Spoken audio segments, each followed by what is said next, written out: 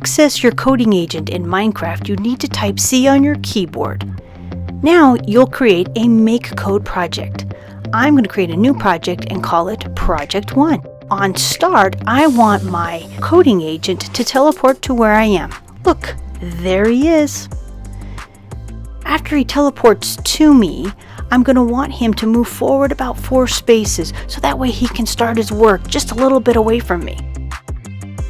And I also want to set a block of TNT in the first slot of his hotbar.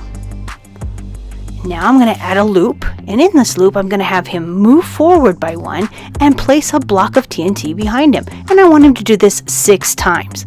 There it is. Thanks for watching, and if you hit the subscribe button, you'll be able to get more videos about Minecraft.